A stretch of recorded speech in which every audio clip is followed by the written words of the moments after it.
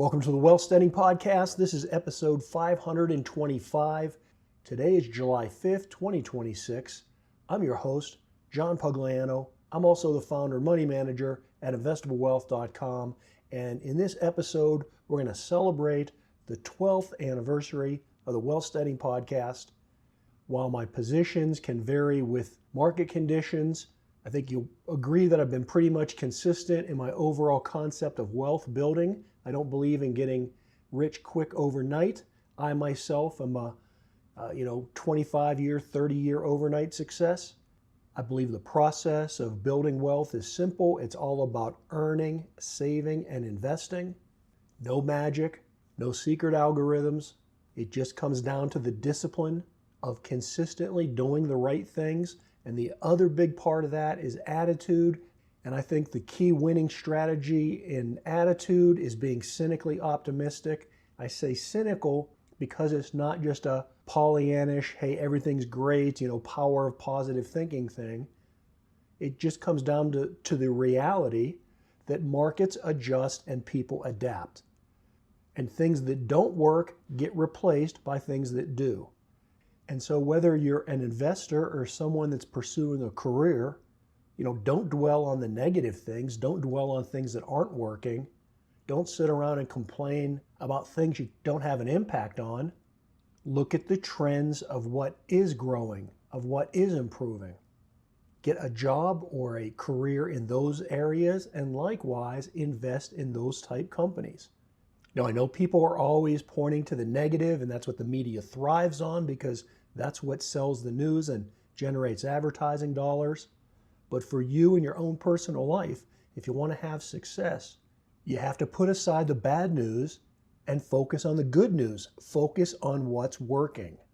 And I'm going to give you two examples from my lifetime, and you can go back in history, 250-year history of this country, and see similar examples. But just over my lifetime, let me give you two examples of what at the time were thought to be insurmountable problems that are not issues anymore. First one, and I was born in 1961.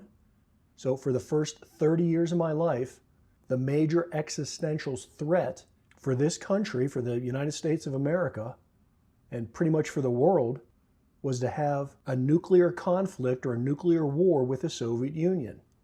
And depending upon what era we were in, whether it was the 1960s, 70s, 80s, up until the early 1990s, that was a reoccurring problem to one degree or another, but it was really the most critical existential threat that the United States and the world suffered. And you know what? Fast forward to today, and really just past 1991, and the Soviet Union doesn't even exist anymore. And it's easy to look back and say, they fell apart because they were inefficient or this or that. But go back to the 1960s. Go back to the 1970s, go back to the 1980s.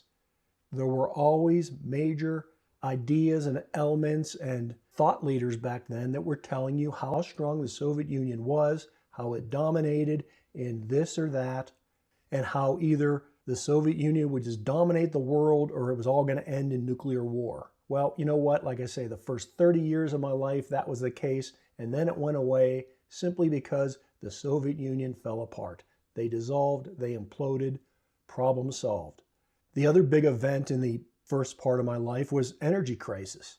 Now, it wasn't so bad in the 1960s, but as we got into the 70s, it progressively got worse. And it really all kicked off with the Arab oil embargo in the early 70s.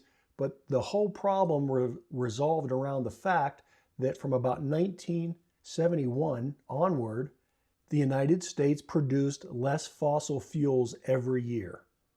And so the big problem was that we were going to have peak oil, and in those days, peak oil meant peak production.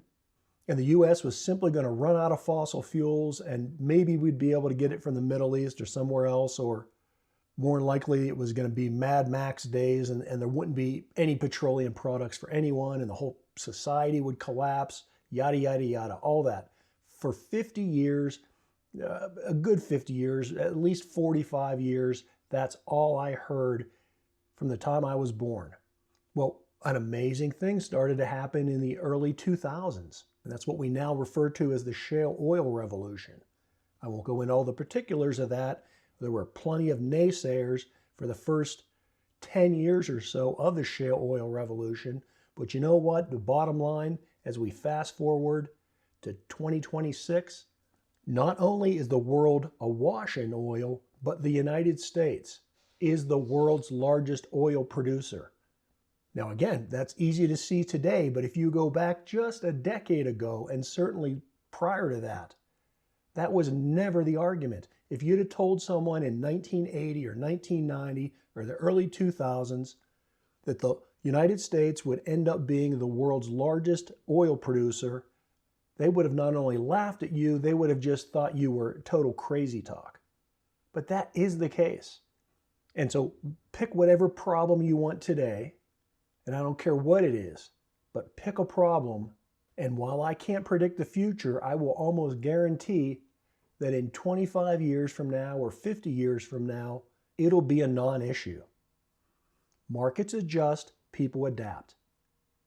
And so my message on this 12th anniversary of the Wealth Studying Podcast is don't be negative yourself.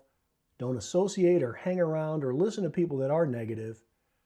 Focus on the positive, and not only focus on the positive, but go out and spend your time and energy and talents working on the solutions and not being part of the problem.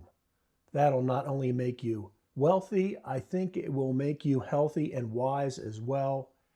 And I'll end by thanking all of you that are loyal fans to the podcast.